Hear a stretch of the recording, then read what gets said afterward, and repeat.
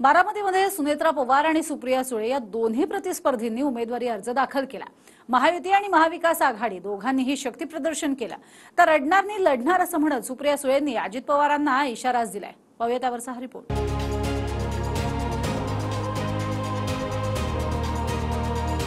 बारामती लोकसभेतून सुनेत्रा पवार आणि सुप्रिया सुळे या दोन्ही प्रतिस्पर्ध्यांनी उमेदवारी अर्ज दाखल केले। मात्र अर्ज भरण्याच्या आधी दोघींकडून जोरदार शक्ती प्रदर्शन करण्यात आलं।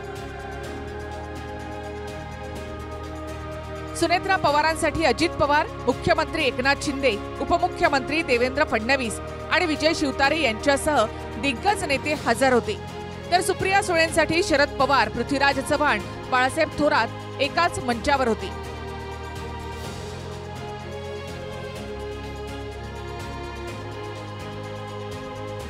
बारामतीमध्ये पवार कुटुंबातच थेट लढत आहे। मात्र बारामतीची लढाई भावकीची नसून काही जण भावनिक करतायत असा थेट निशाणा शरद पवार आणि सुप्रिया सुळे यांच्यावर महायुतीनं लगावलेला आहे। मित्रांनो, ही निवडणूक देवेंद्रजींनी सांगितलं तसं नरेंद्र मोदी वर्सेस राहुल गांधी अशी निवडणूक आहे। कारण नसताना त्याच्यामध्ये भावकी आणण्याचा प्रयत्न केला जातो, कारण नसताना मतदारांना भावनिक बनवण्याचा प्रयत्न केला जातो। काही लोकांच्या घरी जाऊन त्यांना थोडंसं आपलंसं करण्याचा प्रयत्न केला जातो। सुनेत्रा पवारांच्या मंचावर शरद पवारांच्या बाहेरच्या पवार या वक्तव्यावरून सुद्धा आवाज घुमला। फडणवीसांनी बारामतीच्या मनामनातील सुनबाई असा उल्लेख केला, तर नीलम गोरेंनी सुनबाईला पाठवा दिल्लीत आणि लेकीला ठेवा गल्लीत असा टोला लगावला। खऱ्या अर्थानं बारामतीकरांच्या मनामनातील सुनबाई असलेल्या, बरोबर आहे ना, बाहेरच्या नाही, बारामतीकरांच्या मनामनातील सुनबाई असलेल्या सुनेत्राताई पवार। मला एक घोषणा द्यावीशी वाटते। मी असं या ठिकाणी म्हणेन की सुनबाईंना पाठवा दिल्लीत आणि लेकीला ठेवा गल्लीत। मी नेहमी मगदे वाचत होतो, बघत होतो, ज्यांना लेकीत आणि सुनेत अंतर वाटते त्यांना मनातल्या मनात मांडे खाऊ द्या, कारण ज्यांच्या मनात मांडे त्यांच्या पदरात धोंडे पडल्याशिवाय राहणार नाही। बारामतीमध्ये सुनेत्रा पवारांचा सामना शरद पवारांच्या कन्या विद्यमान खासदार सुप्रिया सुळेंशी आहे। मात्र महायुतीसाठी ही बारामतीची लढाई प्रतिष्ठेची आहे, त्यामुळेच मुख्यमंत्री शिंदे आणि फडणवीसांनी सुद्धा पूर्ण ताकद लावली आहे। बारामतीकरांनी 15 वर्ष खासदार म्हणून निवडून दिलं, परंतु आता लेकिन अब की बार सुनेत्राताई पवार,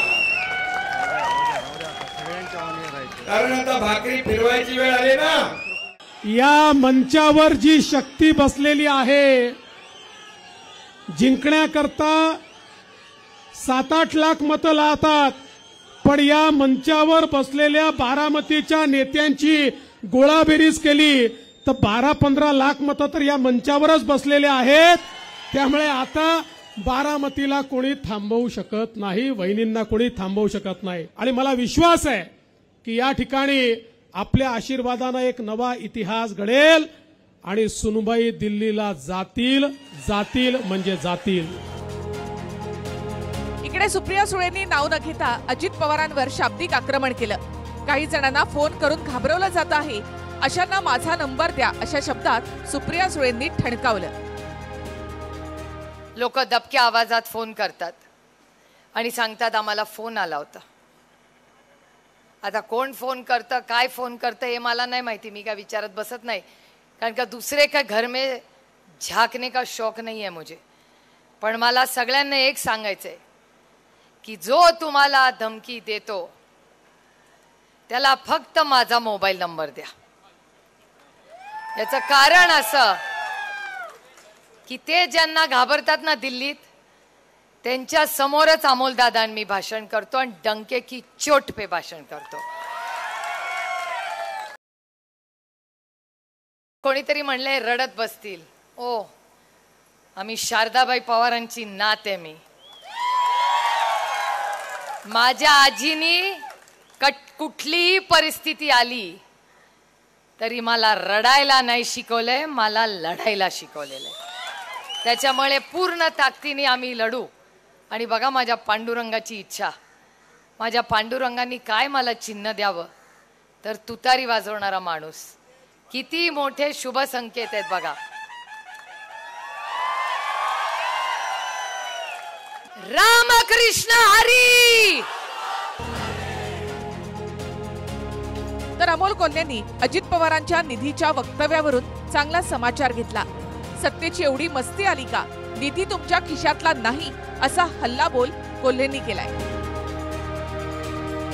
मला सकाळी कोणीतरी सांगितलेलं होतं की समोरचे नेते राहुल गांधींनी असं अशा प्रकारचं आम्ही तुमच्या अकाउंटला लाख लाख रुपये खटाखट गरीबी हटाव. ते म्हणले खटाखट खटाखट. मी म्हणलं कसा कसा कसा, आमच्या ग्रामीण भागातला शब्द आहे, कसा कसा कसा. त्याचा फार पुढे भाऊ करू दे एवढीच आमची विनंती. सत्तेचा हा उन्माद, सत्तेची ही जर एवढी मस्ती आली असेल तर एक सर्वसामान्य मध्यमवर्गीय माणूस म्हणून तुम्हाला सांगू इच्छितो, जो तुम्ही निधी देणार आहात ना तो तुमच्या खिशातला नाही, या मायबाप जनतेच्या टॅक्सच्या पैशातून तो निधी गोळा होतो.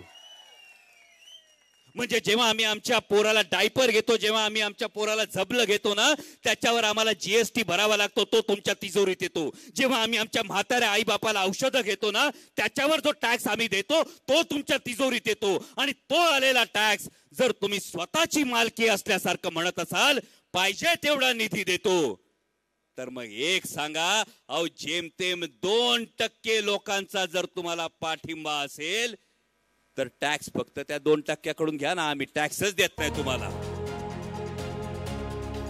अमोल कोल्हेंसह जयंत पाटलांनी सुद्धा अजित पवारांवर तुटून पडण्याची संधी सोडली नाही.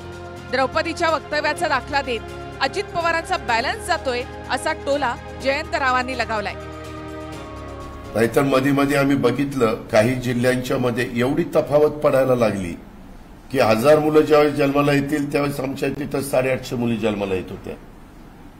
790 पर्यंत पण मुली.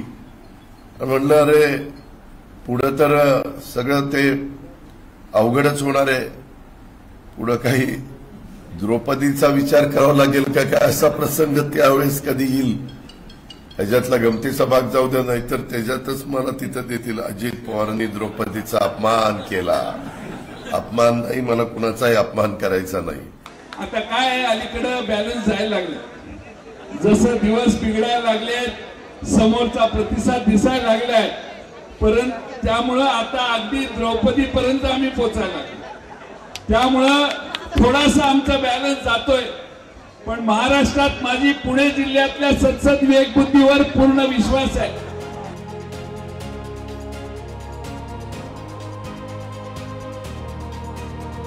उमेदवारी अर्ज भरतानाच महायुती आणि महाविकास आघाडीकडून जोरदार शाब्दिक तोफा धडाडल्या आहेत.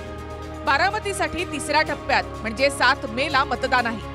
त्याआधी प्रचार आणखी रंगात येईल. Bureau report, TV9 Marathi, Pune.